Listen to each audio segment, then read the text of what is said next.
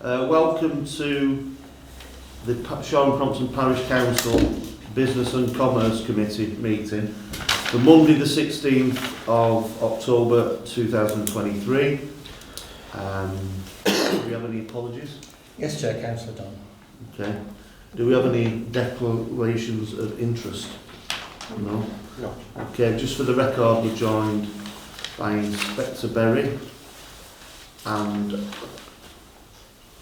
Sergeant Chizab, who's joined us today regarding the Business and Commerce Committee. Just to give you the outline, the Business and Commerce Committee is a recent committee that's been set up, and as a parish council it's to support local businesses and commerce, supporting businesses and bringing in investment.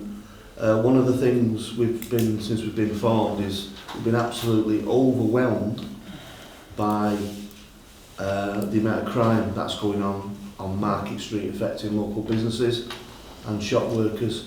So specifically, just for reference for the people who are in attendance, this meeting, I know crime is a wide-ranging subject, never-ending one might say, but this is specifically about antisocial behaviour, shoplifting and theft, and the impact it's having on businesses and in business owners and employees and other stakeholders. So, So can I just clarify, what is here a specific area, or are we narrowing it down to? Well, mainly the town centre, which is predominantly Market Street and associated business around there. Okay. I'll be straight with you, it's like the Wild West as far as I'm concerned. The feedback I get from stakeholders is effectively there is zero police. It's a perception, I'm not saying it's true. There's a zero perception of policing within our town centre. It's a hotbed for vagrants, it's a hotbed for shoplifting, which is a crime, and it's got to the point where it's having a detrimental effect on people's well-being, not just businesses. So if you want to introduce yourself, and then I'll carry on my bit, and then we'll... Yeah, okay. I'll take the time I'll introduce myself first. So I'm Inspector Berry. I cover 3 areas. So I'm in charge for neighbourhood, the entirety of Saddleworth and Lees, Royton, Shaw, Crompton, St James, a few other different places. So you can see I cover quite a large area. I've been in the police 21 years, various specialist posts, response, tactical aid unit, detective world, you name it. I've done a little bit of it all. And I came to Oldham about 18 months ago, and about a year ago nearly, I moved into this post. I sort of understand why you're here. I sort of understand the pressures councils are under. In a previous life, I was the chair of Great Manchester Police Federation, so on a daily basis Are you not with that role anymore? No, not anymore. It's a full-time role.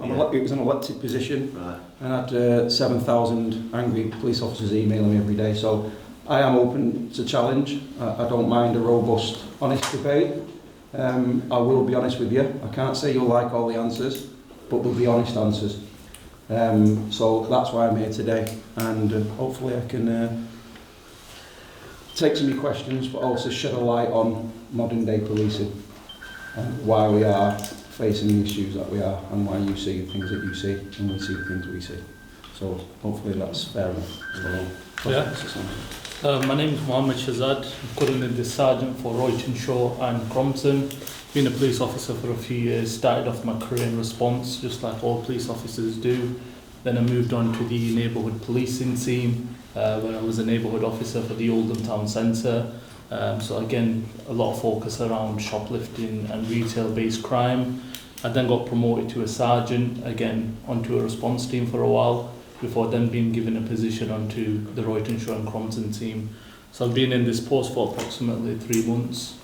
Again, still looking at the area, still figuring it out. But again, as a neighbourhood beat officer, a lot of the challenges that I experienced in the town centre are more or less the issues that we're having here. Just for the record, have we got a full complement of officers in our community policing team? Yes. Yeah, so currently I'll focus strictly on Shaw. So each one of my Crompton. and Crompton. So each one of my, I might as well extend it to Royton. Each one of my 4 ward areas have a designated neighbourhood B officer to them. So we've got one in Crompton and one in Shaw. One in Crompton and one in Shaw. Yes. And under them, how the new plan's going to phase out is there's going to be a minimum of 1 PCSO under each team. Again, at the moment we've got 3 for Shaw and Crompton, but that might change to 2, or we might be able to... So we're losing resource. Yeah, I can expand on that. So that's not a local decision. You might have read it in the Manchester News or wherever they publish it. But the Chief Constable and the Deputy Chief Constable raised it earlier this year. There will be, being quite open with it, there will be a reduction in PCSOs. So what they're not doing is making PCSOs redundant. Yeah. They're just not taking any more on. And as they move on to new posts or maybe retire, the plan is overall is to have 1 PCSO per ward. Right. So if you live in Royton South, there will be 1 PCSO for the entirety of that ward. Right. Now, the ideology behind that is because there's argument either way, is that they'll reduce PCSOs but employ more police officers. But if we're only maintaining the headcount of police officers, why is it a gain? No, eventually, as they reduce PCSOs, So there's a commitment to put more community police in Shaw Crompton. that's across the board in GMP. Right. That is the overall strategy that has come from the top. So it's Now, just words then, isn't it? It's not... Well, what you're saying... I've been told that Yeah, you are sorry. reducing the PCSOs. that's across That is GMP. definite. It's not just your ward. That is a strategy set from the top across the entirety of GMP. Now, you may or may not agree with that. They're saying lose PCSOs broadly to increase police officers broadly. I've been in the police 21 years. When I see that, I'll be as happy as you are. I am just telling you that is the strategy from the Chief Constable's office. In terms of PCSOs, I think how many we've got here at the moment? 4, is it? I think we have some on Lakeville, don't we? No, We've got 3 currently. 3 currently. Okay, so what's that? Pushing 100 grand a year, I'd say, as a community cost. The overwhelming feedback is they're a non-event, and that's not in terms of what powers they've got. I'm on a group called Shaw Angels, okay, and what that is, it's a WhatsApp group made up of every shop in Shaw, including supermarkets and Yeah. public houses. including shopkeepers, okay. I was going to put it on a big screen, but I can't for obviously obvious reasons. And they do as best they can to warn people of shoplifters, of crime that's going on, this habitual thing. I never hear, in the 3 months I've been on it, 1 mention of a PCSO. Not one, and you just would expect that. Okay. PCSO walking down the street on the way. What these PCOs can be, in my view, correct me if I'm wrong, irrespective of what powers they've got or what they've not got, is be a visible presence. Okay, I agree with you, but I'll sort of counter that with this. Has anybody in the room got any experience of how the police works? Been to into the office where the responsive officers are? Right, okay. So this is how it. So when I joined 21 years ago, it was section. So you came in and you were given your own beat and you investigated the crimes that came to you and you got to know your area a little bit. Response came in. So as it works now, response come in. They list their radio from job to job to job to job. When they're not going from job to job to job, they're investigating crimes, putting files in, the rest of that. So the overall, if you look at threat, harm and risk, it's to deal with the grade 1s and grade 2s that are coming into the police. We must service those. So in the background, you've got the neighbourhood team work alongside. We will deal with long-term issues. We'll have the PCSOs working the beat. But constantly, we are assisting response. So you could have a PCSO stood on a scene because they would rather have a PCSO stood on a scene than a police officer. We're dealing with prisoners on behalf of response. So I know what you are, what your ideology is sound and it's right, but in the background we have all these other abstractions we have to deal with. So your local neighbourhood beat officer, so you'll have one that covers the entirety of Royton, they've got maybe 15 crimes on their list that just appear every day that they have to go and investigate. I wouldn't call it an ideology, I'd call it a social requirement that we expect. Okay, I'll change it. Your expectation or point of view, I'm happy to accept all different ways of describing it. That's not a problem. What I am saying to you is it's not as simple as that. You've got all the other abstractions before we can get them out. So what would that be? You've got leave and courses, and then a rotational shift pattern. So I'm just getting to a point where before we go maybe into questions, I'm trying to set the scene of modern day policing of the issues that we Can I just ask though, Yeah. do we have neighbourhood police officers? And can we have their names? Because I We don't know. We don't know them. Yeah, We had one that retired recently, I think, and we weren't sure he retired or Rob. retired. Yeah, we do. Well, so the easiest way to answer all those questions, at the end of this meeting, we'll just pass the full list to Yeah, you. that's fine. And you can disseminate it, and that won't be a problem. But yeah, so So this you're particular sorry, part- sorry. So you're in essence, yeah, you're advocating PCSOs, the value of them, yeah. no, I think everyone's got it's got its role to play. Yeah, yeah. I mean, they work incredibly hard. I think they're absolutely invaluable for intel submissions, being eyes in the street, because they can do things sometimes and be in places, although they haven't got the full powers, that police officer, the modern day police officer, just can't get to anymore. Yeah. So yeah, I do advocate for them. But It's not my strategy to reduce them, it's the chief. No, I understand that, but obviously no one can doubt the epidemic of crime that's going on in Shaw Crompton. and obviously, you know, we get reports in terms of the PCSOs, they are a community asset. We house them here. We incur costs for that, and we just want to understand what value we're getting for it. Now, it's all very well to say they're assisting with things that aren't quantified. Yeah, they can gather intel and etc.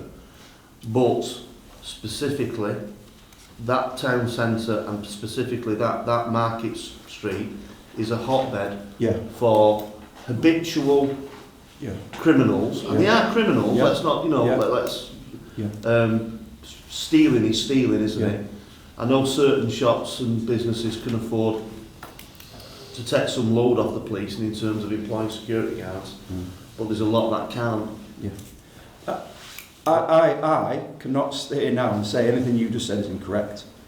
And we could go now, and we'll have them now. We'll have strategies for beats, but we can all them are good in ideology. But on a day-to-day basis, we could put those plans in place. I still cannot guarantee on a day-to-day basis that those PCSOs will be there, because it will just depend on what threat, harm and risk that there is elsewhere in the division where we might need them somewhere else.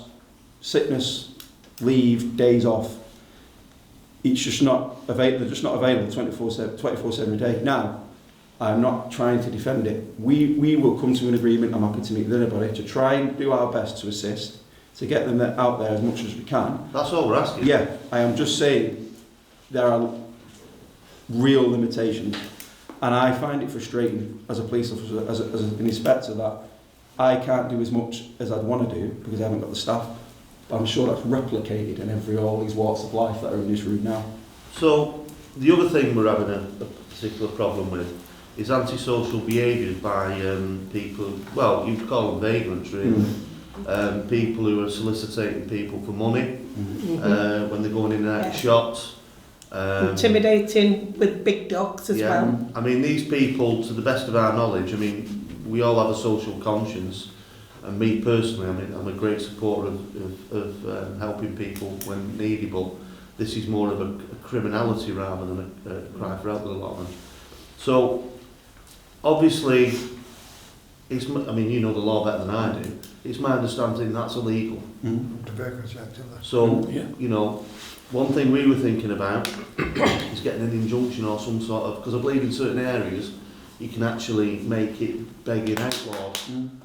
Alton, they've had a particular shopping area that's where they've banned, if you like. What we've They've done, got a certain what we've done previously on the Oldham there. Town Centre, I'll just touch on shoplifters slightly, just to tell you our strategy in regards to them, and then I'll move on to beggars. So in terms of shoplifters, what we're looking to get is, they're called CBOs, criminal behaviour orders. Now at the moment, our team successfully, we've managed to get 2 CBOs whilst I've been here, which prevents someone from entering a certain demographic for a couple of years. So what needs to happen for that to take effect is a person needs to be prosecuted on 3 separate occasions for offences We then put an application to the magistrates court, and pending the magistrates court accepts it, they then get a criminal behaviour order which will stop them from entering an area. The moment they enter that area, they're arrested immediately. Yeah, they're No ifs, no buts. coming on the trams. Yeah. They're So- on and off all day. Yeah, so we have to identify who they are first of all, and we have to get them prosecutions in order for that to happen. That's our long-term strategy. So it's the individual, not the actual area itself, if you get my meaning. Yeah, so It's not a question you can say like, Yeah. well, get... You can, it's my understanding that you can identify an area of antisocial behaviour. You can. So what you're probably referring to is Is it the anti- council orders of the PSPOs, the public space protection Yes, that's it. orders.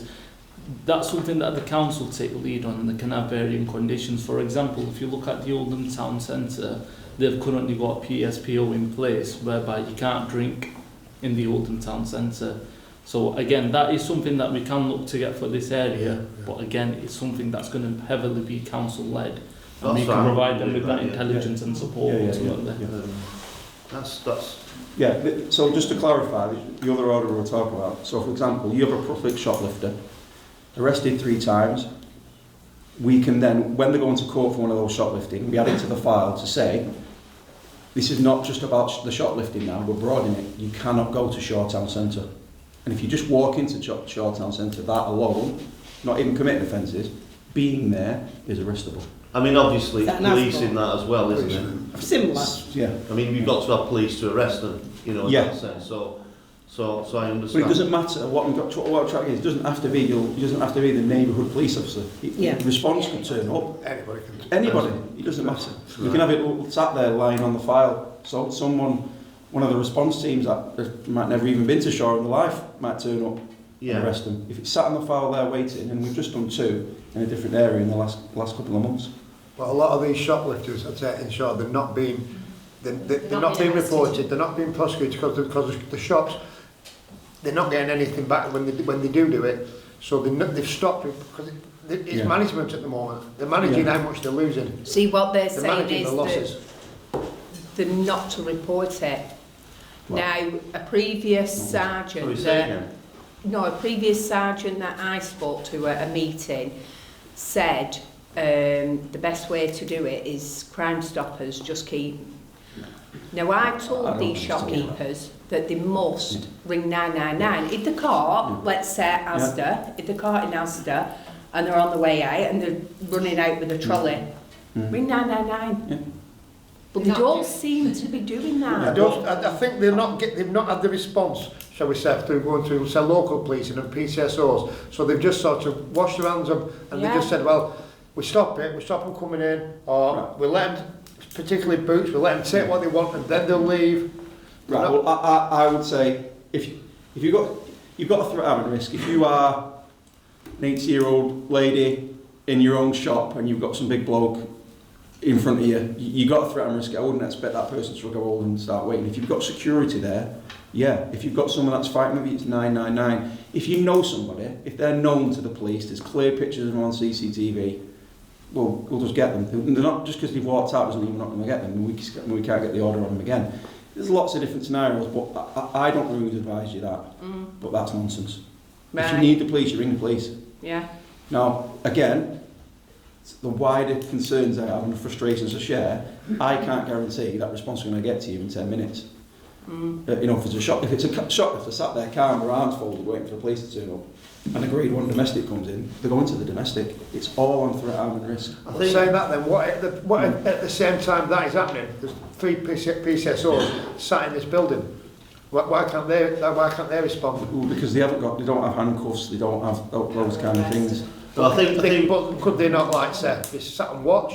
They could contact the police. Yeah, but could again, they not get the police there quicker than a phone call from a member of the public? They could get on the radio, yeah. But That's again, what I'm saying. it would all. But yeah, that's what I'd expect them to do. But I can't guarantee just because a PCSO saying there's a gentleman here sat here with his arm folded. But he could give a better view on it in a professional view, saying, well, I think this needs attention more than a member of the public trying to get that view over. I think what sorry, because we should be going through the chair.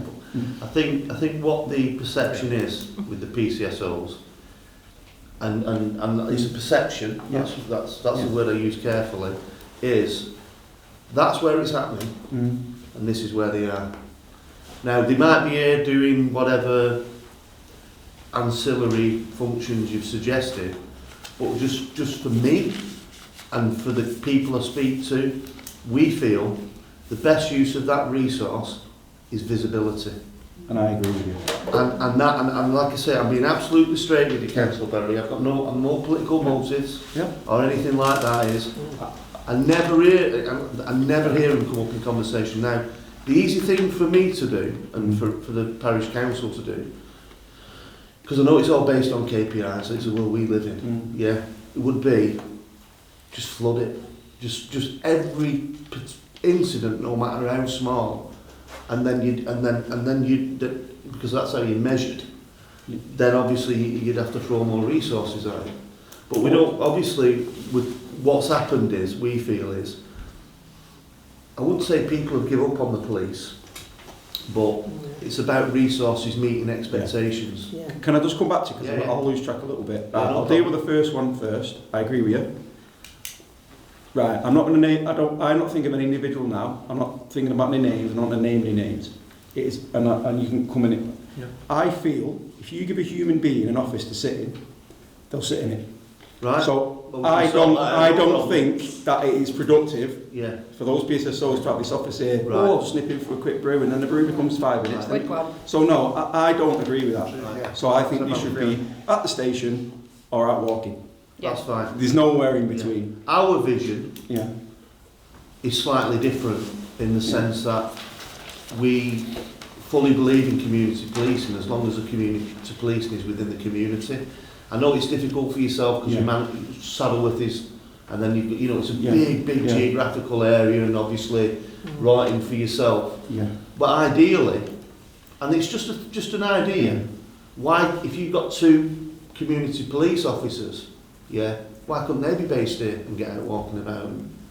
Because what you've got to understand is I think it's going to be a good idea overall in the future, and I'm going to have to try and organise this some way, that each councillor comes and visits the working police station as in response to the neighbourhood, because I can't describe to you that the other responsibilities that go in the background, I fully understand. how it takes them away. I can fully appreciate the magnitude of the work against your resources. And what I'll reiterate, and what I say is, you know, there might be a gap between resources and public expectation, but we don't believe the public should have to lower their expectations so much to meet the current service we're being.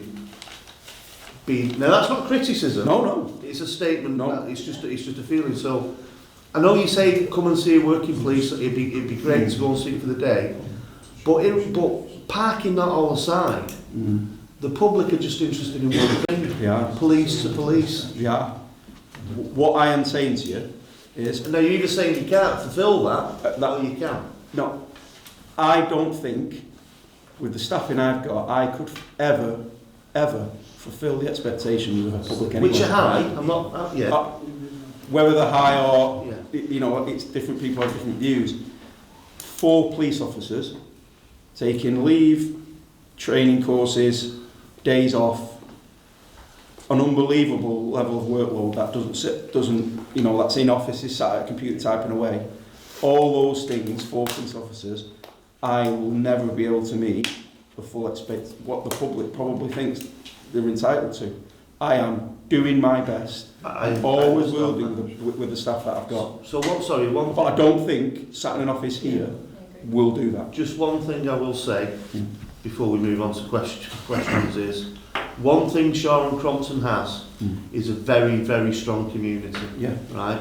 And that's why we got into doing what we're doing. It's not about politics or anything of that nonsense. I'm sure you get enough of that in your job, in all honesty. We've got a very, very strong community, and my ask to you would be, as a community, how can we help you help us? Well, first of all, you don't have to answer it now. I will answer some, because it might help questions or ignite more questions. So in terms of shopkeepers especially, because that's the subject matter that we're talking about today, not ringing in, I would say that's the wrong approach. So the gentleman in the audience today, and I'll use the same phrase that I used then, is that the system that we have, the computer system that we have, and it's not the best, you've seen it in the media, it nearly gave me an ulcer when I was the chair of the Fed, it is cold and dispassionate. It figures out where it needs the resources most based on where the most calls are. We have a system within neighbourhood which is designed to reduce demand, and it'll look at where is the most demand coming from. So it's 2 neighbours that are constantly ringing in every single day. You'll get a special priority sort of on that to reduce demand for police and everyone else. If you don't ring in, we don't know about it. It will never flag up as a problem. So my advice to you, ring in the shoplifters, ring in anything, intel, put it on the system, because the system can't ignore it. And then it gives me the power to go to force, because everything's centralised now within Spec Ops, and say, I need this from you. So for example, up in Denshaw, I met with the MP there, it was a bigger room, there's over 100 people there. I don't think the council's there at that point, but speeding is their issue. So crime here for you, for them. Up there at Denshaw, that life revolves around cars and motorbikes speeding past their house, because it's in a nice area in the middle of a racetrack in terms of joining it to the rest of the country. The only way I had the power to go to Spec Ops and get the RPU and the special, camera vans, was because they were constantly ringing in. Yeah. That gives me the power to get those resources. Well, like I say, it's a KPI world, isn't it? Yeah. So that's it. Yeah. Whatever flags. Yeah. So if you don't ring in, the system doesn't know about it. And we'll go to these meetings going, what are you talking about? You've not told us about it. In terms of the system recognising the problem. If I may, through you, Chair, before you sort of throw things onto the floor, just a couple of questions. In terms of and it might give residents and shop owners some reassurance, in terms of the CBOs, how do they work in practice? Because if you've got a recidivist or a repeat offender who's being prosecuted, does that information become public knowledge for when they come into the area? You said it's arrestable when they do that. How do the general public and shop owners know? So generally, the PCSOs are usually given a map with some information, and they're expected to go to certain shops and to spread that information, basically. Give images, photos. Yeah. You see that person ring police? And usually they are known. Once we go to, say, for example, Boots, and we say so-and-so's got a CBO now, they'll know immediately who we're referring to. Yeah. And the other one is, as far as the police are concerned, is Shaw considered a hotspot or a crime hotspot? Again, we'd have to, if you tell us what type of crime, we can interrogate the systems. But for example, we have the prevention hub, which works at the City Council, so that's, it opened my eyes. You name it, every resource the council has works in conjunction with every resource the police has. So every month it will produce a top 10. So if it's a top 10 repeat, and how do I say this in the nice, kindest way to the Chief Constable? It is designed to save money. Because why are we going back to the same problem over and over again? Madness. So that is the way we'll know. Because if it's a repeat place for that level of crime, that will ring in, and to the point where the inspector over in the prevention will go, Stu, this has come through, what are you going to do about it? And at that point I have to open up the prevention hub file, and then we have to start getting together the councillors, the local council, and say what we're all going to do about it. I might get there, and we might look at it and go, that's not a police problem. So that's how we're going to save money, because that is not a police problem, that is a council problem. You need to get rid of those tenants.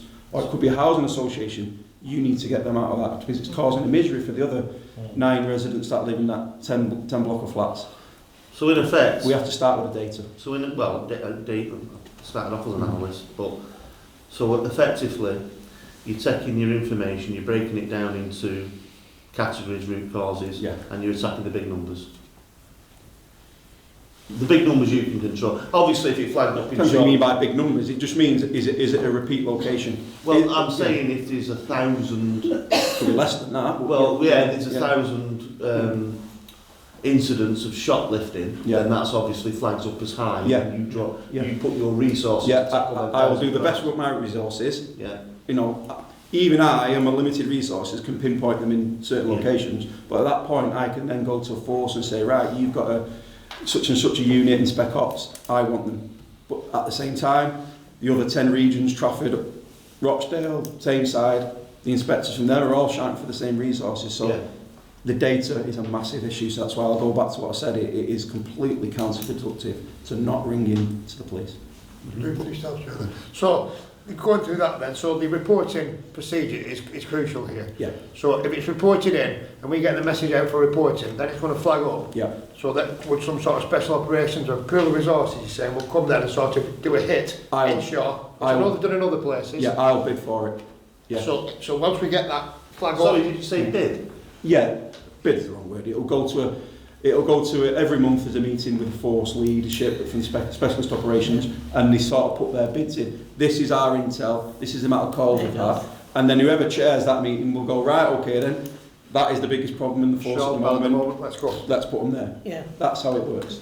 Well, we've come a long way from Dixon and Dock Green, haven't we? But I don't know if that's a good thing. But this is what I'm trying to explain. So, regarding the PCSOs, Yeah. could there not be going round and informing all these businesses, this is how you report it, this is how you do it, if you report this in this way, this may happen. Yeah. If you don't report it, it won't happen. Yeah. So, As a prevention sort And that's not a problem when we of a PCSO Can I point of just view. Be nice if they interject, would. I'll give you a couple of numbers. In my past life as a management accountant, so with all this data going around, there's always a story around What went wrong? numbers. Well, don't ask. So just to give you a few figures, so in Shaw, since the 1st of January this year, we've had approximately 1,200 incidents reported to us as a police within the Shaw area. So breaking that down further in regards to Market Street and surrounding areas, we've had 166 incidents reported to us. Most of them have been retail-based retail stores. Now, one of the issues that we currently do have with retailers, I'll tell you from our side, some of the challenges that we have, especially with your big retailers, not at all with the smaller, is we go to them when they report a crime. yeah. However, they don't wish to take things forward. They don't wish to give us the evidence. They don't wish to give us the statements. They don't wish to begin any sort of proceedings. So if the victims aren't willing to support us, i.e. your big retailers, there's very, very little we can do at that stage. My concern is, I take on board what you're saying, and I'm not disagreeing. Yeah. My concern really is these big employers, should we say, they still have a duty of care to employees. Absolutely. And I won't name the store in particular, but when people are coming in brazenly just stealing and threatening, well, that's an issue in itself. But just going back, so you could give us a commitment today to say that PCSOs will be more visible on Market Street, and they'll go to every shop and give information of what to do to report. Because I think they need advice. I think what I'd say is, I mean, like I say, I'm the PCSOs. It's not a personal thing, and I understand that why they were brought in as cheap police officers essentially, and I understand why they never got the powers that they should have done, because police are going, hold on a minute. It's something I'm not going to comment on. Yeah, that's fair enough. I get that, but I'm sure you've got a view. Right. But like I say, if we can utilise that's fine, because I think there's definitely a disconnect between the people out there and community policing, and I think particularly with the PCSOs that they should really be building that where he would work as a PCSO, he's building that trust and that relationship with. It'd be a good relationship, that if they did. It'd be really good. So I think... So it's what we call communication. Yeah, I'm quite happy to give you that assurance now. I'm pleased for that, thank you. I There's think one more just on that, Chair. We do get reports back that there's crime happening, passing, and PCO should be there to say, I can't. They can't report it, you have to phone 999 yourself. So you can't report it to the PCSO, and the PCSO phone 999. No, because if we did that, then we just wouldn't have PCSOs working the beat. We have a process, and it is half the issue most of the time, is that people want to report, but they don't want to ring up, or they don't want to do it online. But that is, when I sit here taking a challenge off people, and that's what I started the conversation with, I'm quite happy to do that. My challenge has always been, and always will be, in meetings such as this, if you want us to do something about it, you must report it. So coming up into a meeting, and then complaining that we're not doing something, if you're not willing to make that phone call and report it, it's a two-way stream. So that's my challenge back to people that quite rightly challenge the police. And they do it anonymously, they're worried about. Yeah. I think a lot of people I think a lot of people are worried about that, so you give them the detail. Or you can say, it's like if a neighbour rings about the next door neighbour, you can say, I'm reporting it, I'm happy to tell you who I am, but I do not want to visit, so they know, you know. Yeah, So there's tools. different, you know, lots of different options. Yeah. I think that's what puts people off. So I think it's a fairly obvious kind of solution which has just gone under the Yeah. radar, Yeah. where people need to report crime that's happening to them, and at the same time we need to get our PCSOs out in the area and just play the obvious. Can I just add another thing as well, which I've noticed a lot of in Shaw, a lot of drugs are going about. Yeah. I actually saw today, which was fantastic, yourself, with a sniffer dog, No. and I thought that is really good. There was police. So there's a lot of drugs police going about activity in Shaw, you can Right, smell it. okay, I okay. think our trading standards were today. Was it trading I standards? don't know, but Right. Ah, it was fascinating. So I'll touch on as well, if I may, a little bit about intel. So a long time ago, you could get a warrant quite easily. You'd wait for a break at court. Yeah. You go down to a judge, And fill the red with a load of stuff you want them to hear, to sign it off, and you go and get a warrant. Now, there were good things about that, and there were a lot of uses as well into that system. So 10, 15-ish years ago, they changed it. It's very stringent now to get a warrant. yeah, yes. So you've got to have intel, which is rated, but it's got to come from various. So you can't, for example, if you rang up and said, there's a house on my street, there's cars constantly pulling up, they're only there for a couple of minutes and they go away. Now, we know what's happening there. Won't get a warrant for that. Right. So this is why I'm saying, I insist we need to get the intel put in from various different people. Collective. The Now, one that can person be, just goes all the time and says, so that's where I would expect a PCSO to take that data from you and put that intel for you. That's different from reporting a crime.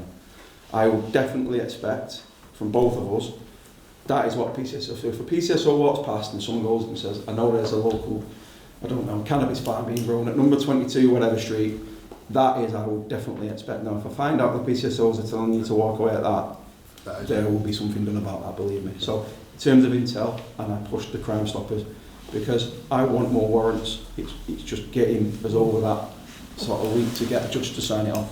So I think that could yourself to the police, like, you know, just concentrate on a little campaign of you in an area of hotbed, you know, put it out there that you need to report this crime. This is the process. This is what your PCSOs can do. These are the powers. Use them correctly. Okay. And just don't think people actually know how to sort of say, use the power of the PCSO. I think we'll move on to. Okay. But if you want to. Well, I just want to. You might not be aware that this week there's a week of action in Oldham around shoplifting. Right. So we also had to deal with the ones that have been reported into the system. So we've got them in where we've got Elk Mill, we've got Royton Town Centre, other inspectors that cover other neighbourhoods have got their hotspots. Can I just add another thing Yeah. about the, you know, hang on, let me think now. You know, near Witherspoons in Oldham, there's a car park at the top where a lot of cars have been smashed in. Yeah. Well, that's Oldham where it's. I know. Yeah, so that's a But different it's- inspector. So Yeah. I'd ask, just raise that through maybe if you know a council for that area in that Yeah. ward, to raise with that inspector. Sorry, Chris, But no, so in terms of, so we've got this bigger issue at the moment around shoplifting. Let's get that out of the way, and I'm quite happy then we'll sit down and we can do one for this area. Now the biggest tools we've got at the moment, you know, it causes a lot of problems, social media. We get a lot of reports. I never thought 21 years ago that we'd be having harassment crimes for people calling each other names over Facebook, but that's the way the world is. So to combat that, when we do this, I would like it to go over social media and we can share some of these messages. Yeah, we use social media in a positive, but I understand you've been asked to police something which is, well, unpoliceable in many respects. Yeah. So in terms of this, so you're saying you've got a special operation regarding Oldham, Royton, for shoplifting? No, it's across the entirety of Oldham. Right. So each sergeant and inspector over those specific areas have highlighted certain areas where we're going to do this week and this week of action. Right. But what I'm saying to you, once we get that over, because I can only do so many areas So Shaw's due not to included staffing as it stands? in this week. Yeah. But what I can do is we can come back and we can do one for you. Yeah, don't give us the dates for obvious reasons. No. You You will get, as councillors, Yeah, you will probably get the date imminently before it, okay. so Yeah. you can do your own sort of campaign in conjunction with it. So that is an assurance we can give you. what I'm trying to get over, it's bizarrely easier to do days of action and put those operations together than it is than saying I can have somebody on the street all of the time. The open side is you make impact on an operation, but once the operation's over, I'm not saying things won't start again. We'll just have to do more operations, which are bizarrely easier to manage than having people out and promising you every day someone's going to be walking that beat.